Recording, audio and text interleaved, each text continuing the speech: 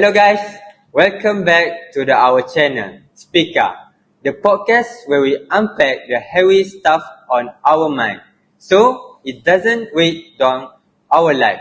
I am your host, Hamzi. If you're turning in from a dorm room, a library cubicle, or maybe pacing around your kitchen, trying to avoid a mountain of assignment, welcome, we see you. Today, we are tackle a topic that hits incredibly close to home for millions of people worldwide: student mental health. The pressure to achieve has never felt higher.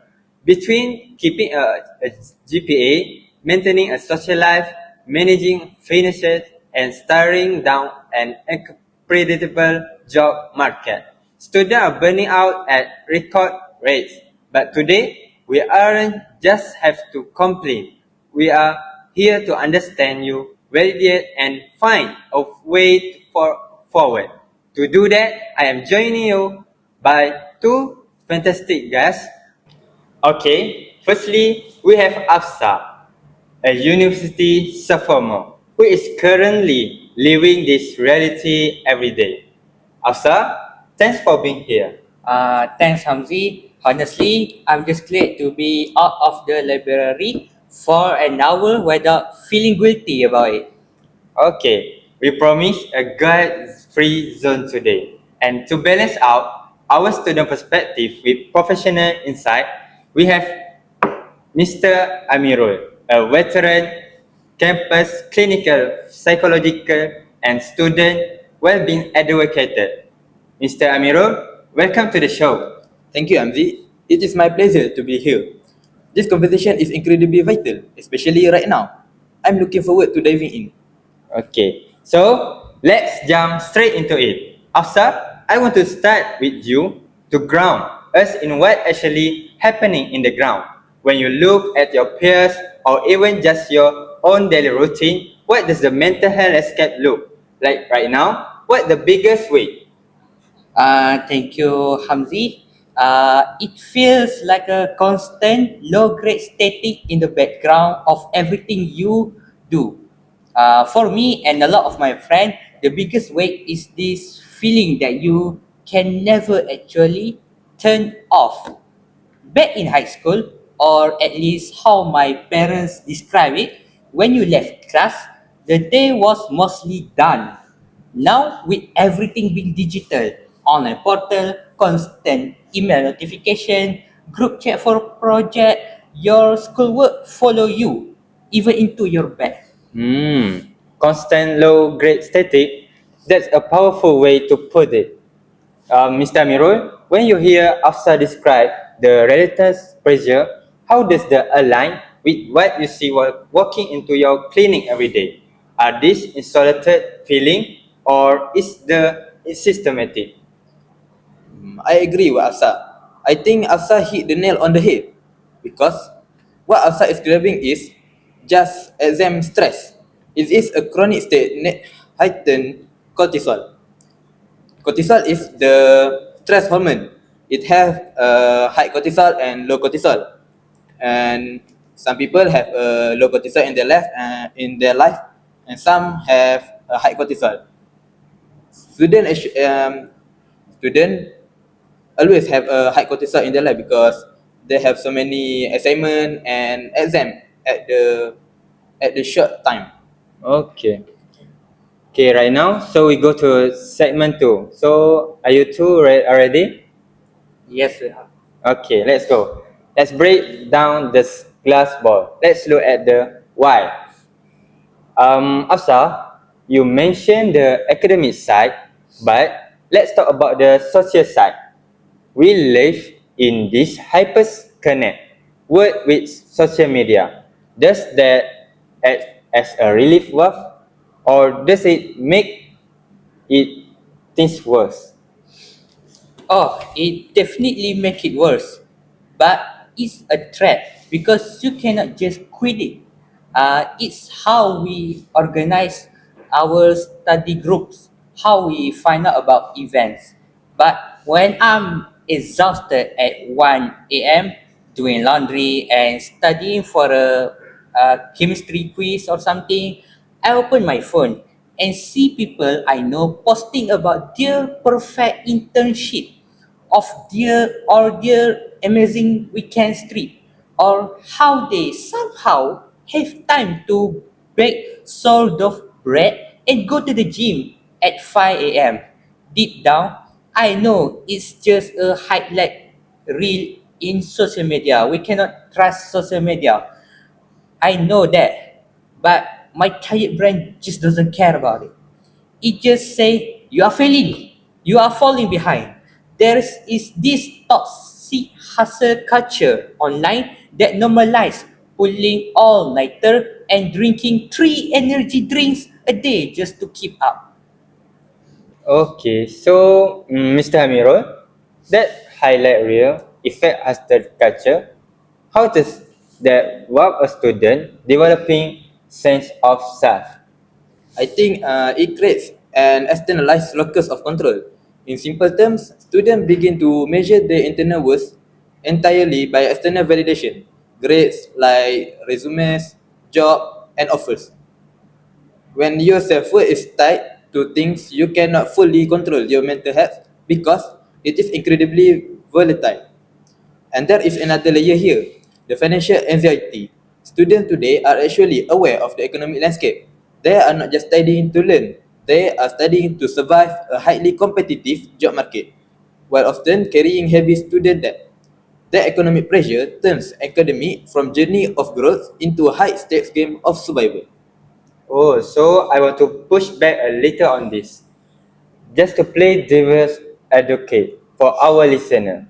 Some older generation might look at this and say, look, university has always been hard.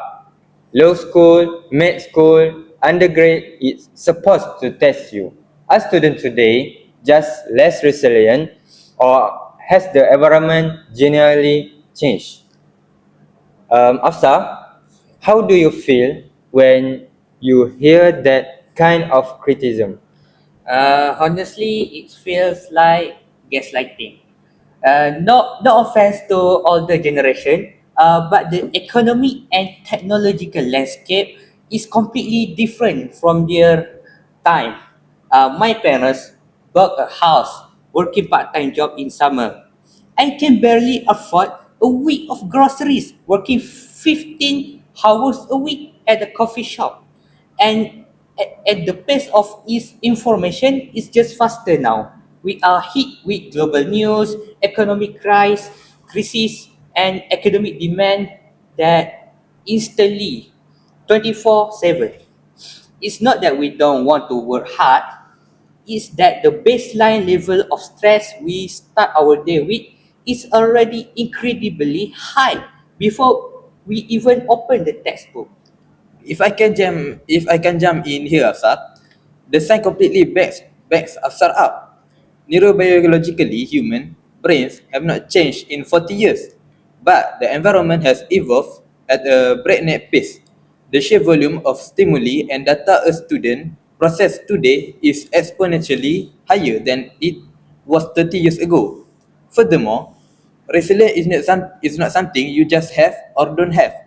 Resilience is built when you have a safe foundation to fall back on. When housing is insecure, tuition is skyrocketing, and campus counseling centers have 3 weeks waiting list, that foundation is not there. We cannot blame students for drowning when we have not give them life jacket. There is a crucial distinction. It's an environmental mismatch, not a character flaw. Let's talk about the sign of the Hafsa. When you are reaching your breaking point, what does that actually look like for you? How do you know you're slipping from just busy into a mental health crisis? For me, it start with isolation. I will start ignoring texts from my friends. I will tell myself I don't have time to go get dinner or I need to study. Then my sleep goes. I will be exhausted all day. But the second my head hits the pillow, my brain start racing about everything I didn't get done. The scariest part is the apathy. You reach a point when you look at a major assignment work 20% or 30% of your grade. And instead, feeling stressed, you just feel nothing. You think, I don't care anymore. Then you fail. Uh, that's when I know that I am in a deep trouble. That apathy sounds terrifying, Afsa. It's like your brain just pulled the emergency brake and shut down. Mr. Mirun, when a student teacher reach the state of burnout or severe depression, what are the biggest barriers keeping them from getting help? Why don't they just walk into your office? In my point of view, there are three primary barriers. It is stigma, accessibility, and what I call it the burden of seeking help. Firstly, we have a stigma. Even though we talk about mental health more openly now, there is still a massive fear of weakness. Students, especially high achievers, feel that admitting they need help is admitting defeat. They think everyone else is handling it. Why cannot I?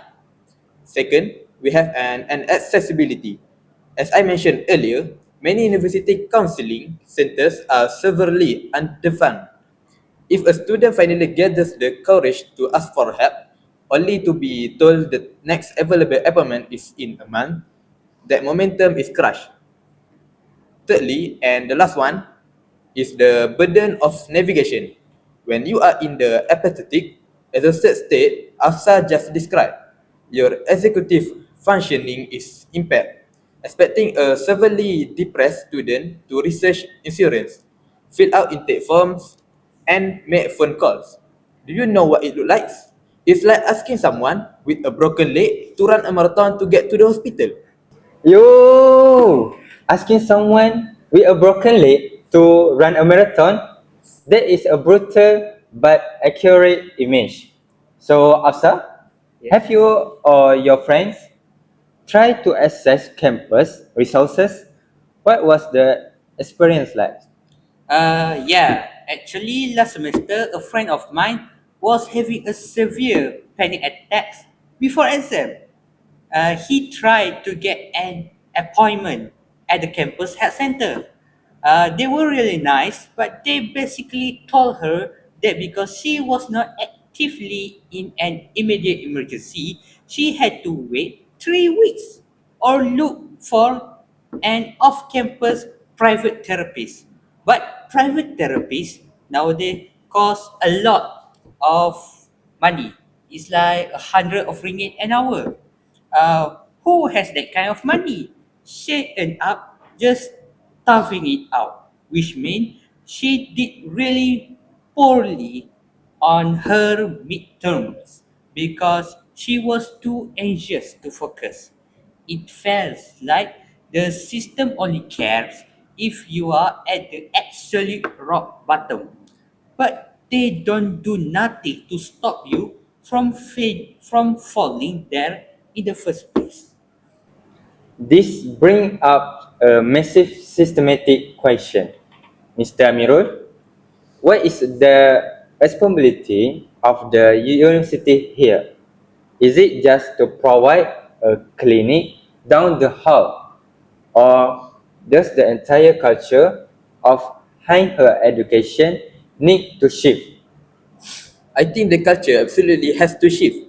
Right now, most universities operate on a reactive model. We wait for the student to break and then we try to fix them in the clinic. We need to move to a proactive, it means preventive model. This means looking at academic policies. For example, why do we have three major exams for different classes all scheduled on the exact same Monday? Why don't we train a professor to recognize the sign of distress that Asa mentioned, like sudden isolation or a drop in performance, so they can reach out early?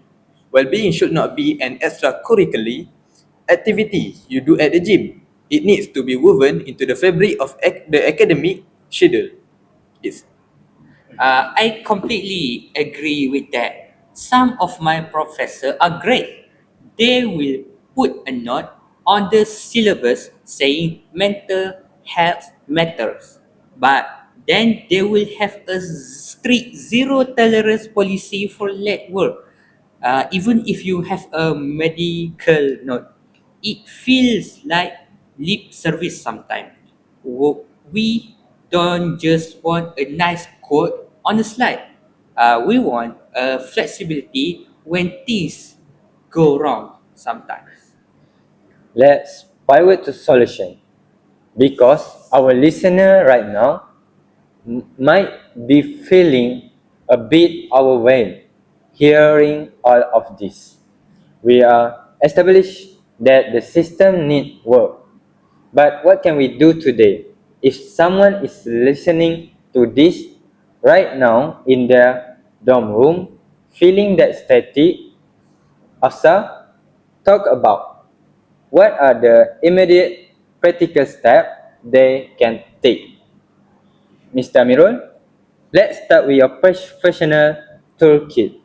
Then, Afsa, I want your peer-to-peer advice. The first thing I tell students is to practice, like radical boundary setting with technology. Your brain needs a physical and psychological buffer zone, such as 9 p.m. rules. You must to try establish a time. It say like you choose 9 p.m. where you close the academic portals and turn off cool email notification. The world will not end if you answer the professor at 8 a.m. tomorrow. Second, we have a micro rest. Do not wait for the weekend to rest. Rest needs to happen in 10 minutes block throughout the day. Step away from the screen, walk outside, stretch and breathe. And next, we have a good enough standard. It means challenge perfectionism. A grade of B with your mental health is infinitely more valuable than an A that costs you a clinical depressive episode. A grade of B with your mental health intake.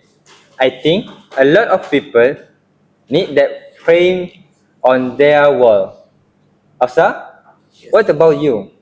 What actually works for you when you're in the thick of it? For me, it's all about unmasking with my peers.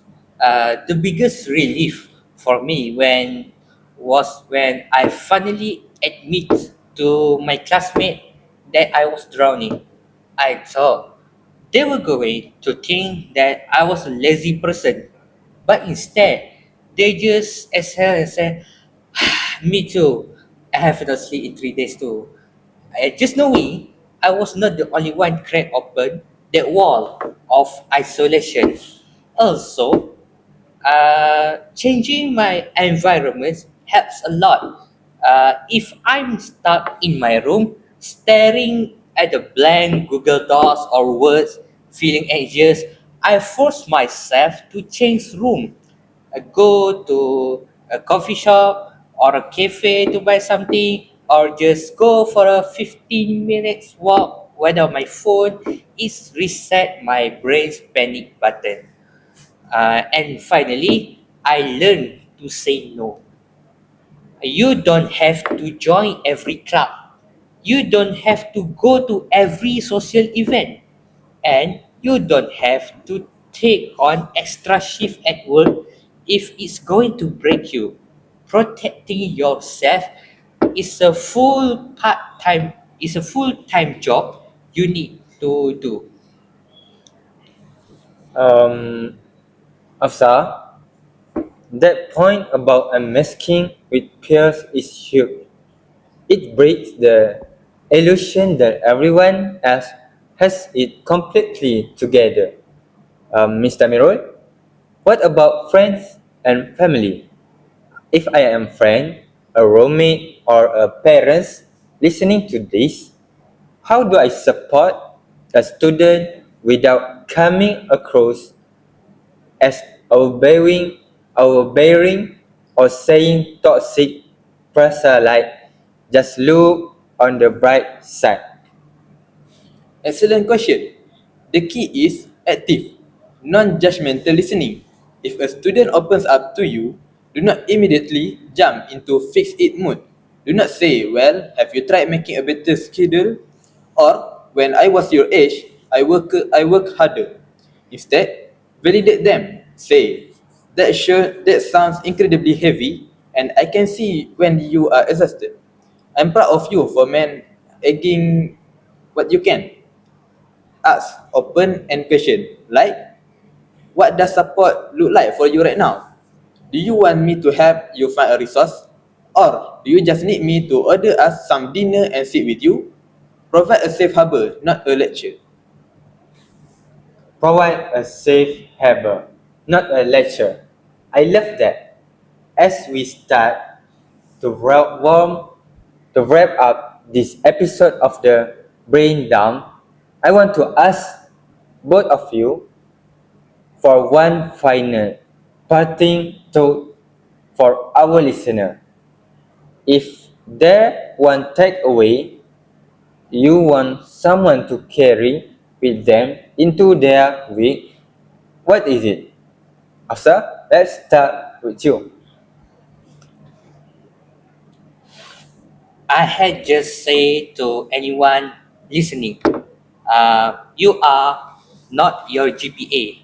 Your productivity does not equal your worth as a human being.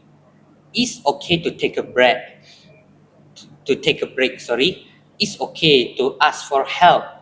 And if you are struggling right now, please talk to someone. You had be amazed at how many people want to catch you if you let them know you are falling. Beautiful say. Mr. Mirul, how about you? My final thought is a reminder that mental health is a fundamental right, not a luxury. To the students, seeking help is not a sign of weakness. It is the ultimate sign of self-preservation and strength. And to the institutions and educators listening, we must do better. We cannot keep preparing students for the future while destroying the present. Yeah, what a powerful note to end on. We cannot keep preparing students for the future while destroying their present. Mr. Mirul, Afsa, thank you both so much for your vulnerability, your insight, and your time today. This has been an incredibly validating conversation, and I know it's going to resonate with a lot of people. Thank you for having me, Hamzi. It felt good to talk it out about it. Thank you, Hamzi. I think we have a good conversation today. Keep up the great work with this platform. I think you can go more further with this platform. And to all of our listeners there, thank you for tuning in. Close the laptops, turn off the school email notification for the night, and take a deep breath. You're doing better than you think you are. Until next time on Speaker, take care of yourself and more importantly, take care of each other. Bye for now. Kau makan. Okay, dah habis dah. Kau makan tu Terus lah. buat Okay. kacik. Buat kacik. Terus jangan dia orang masuk. Salam tu waktu bilang. Sekian kita chat dulu lah. Kita chat Okay. dulu lah. Okay, kita podcast. Okay, Lepas tu, ya, ya. kan. Apa? Nama apa lah? Terima kasih ya. Okay. Boleh, kau pulang tak lah. Director. Director masuk. Okay. Dia masuk. Okay. Cameraman masuk. Cameraman masuk. Cameraman. Okay.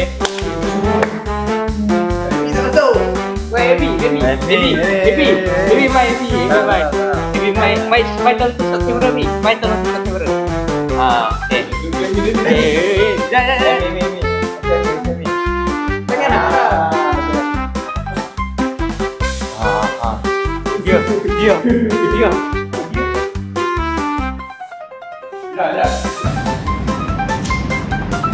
Mr. Amirul, Afsa, thank you both so much for your vulnerability.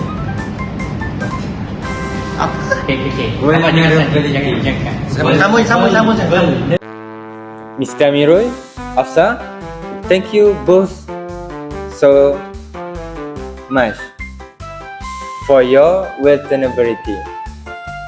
Salah vulnerability. Afsa, thank you both so much for your vulnerability.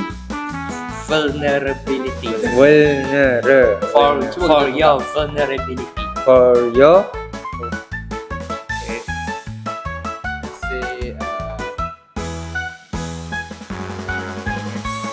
oh yeah, me too. Oh yeah, me too. intake. I think a lot of people need that frame on their wall. Jordan,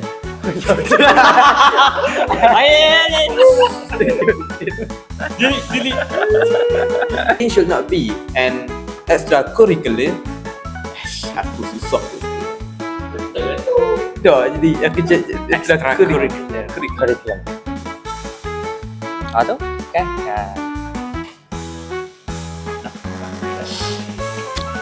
Okay.